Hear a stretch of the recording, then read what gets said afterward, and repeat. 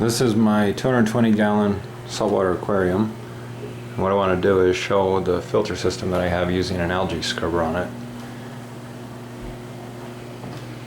So it's a mixed reef, has a lot of coral in it that's within just the last year or so has really grown 4 or 5 times probably what it was.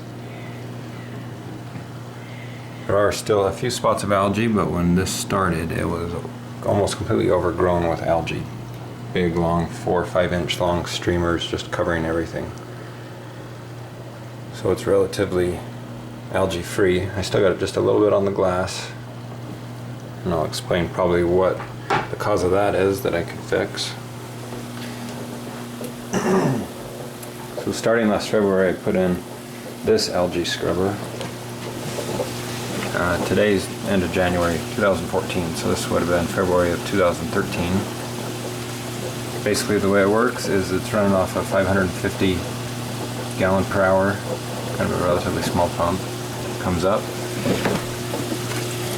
runs down a pipe, and then drips down.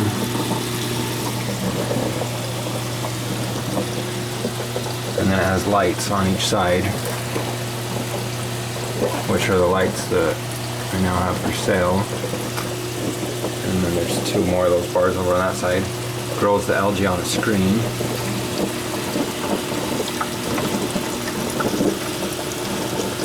As the water runs over it and the light, and then the water exits either out of this bottom valve that has a gate valve on it, so it can be closed in small increments, and then there's a safety overflow right there in case that one ever did get plugged, which has happened before. You can see from pulling up that screen like I did just now, it broke free some of the algae because it's been, I think, 11 days since I've cleaned it, so it's due. That's what you don't want, is you don't want the algae to start breaking off and floating around, just because it's messy. And then I just have this screen here, and this is just a safety screen to catch things like this so they don't go back up into the display tank. It just comes out easy and washes off.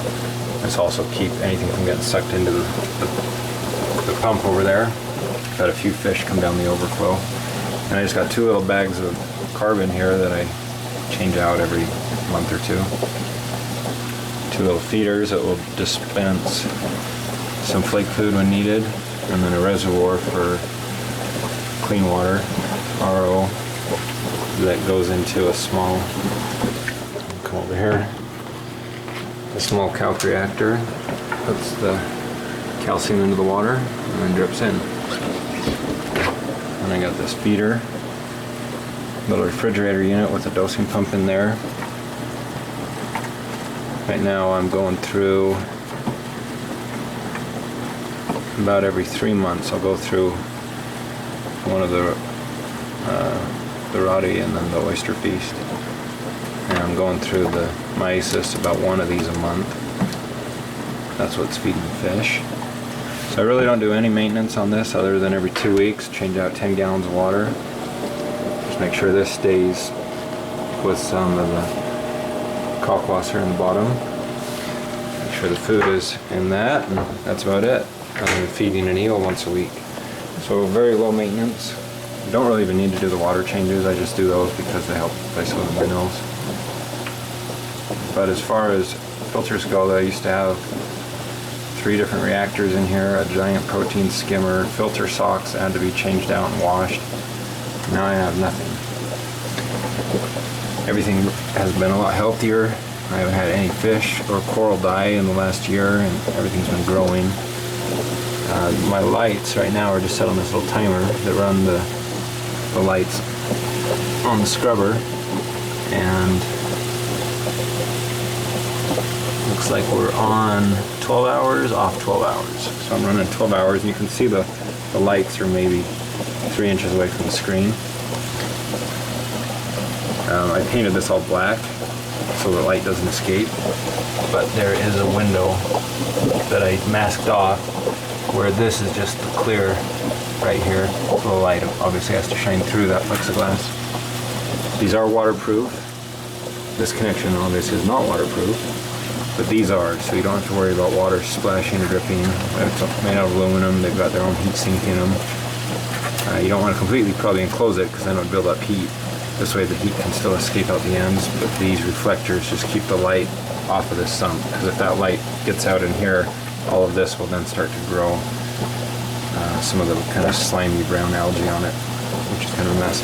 So to clean it off, all I do is unplug this, which powers that little pump, undo this bulkhead,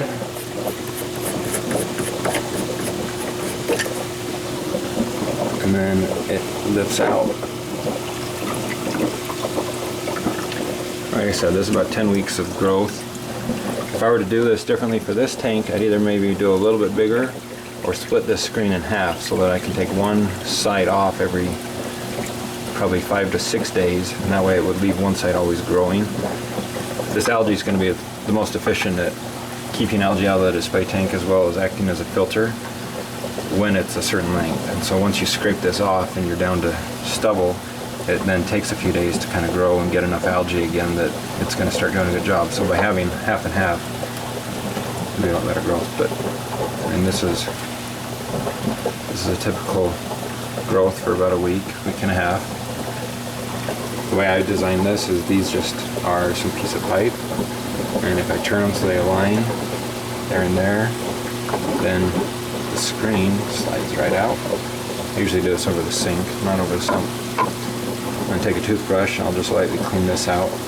These are just some duct tape reflectors that they channel the water so it doesn't splash out. This way all the water runs down the screen. Easy to clean that, and then just scrape all this off, throw it back in. So hopefully that helps at least see how this design has worked. It's worked very well and saved quite a bit of money on all of the other filter that I don't have to have. Not to mention that I now have just an open system where the food that gets dosed in is constantly staying in the water, cycling around, and the coral and fish are able to continually eat and stay healthy. So that's it.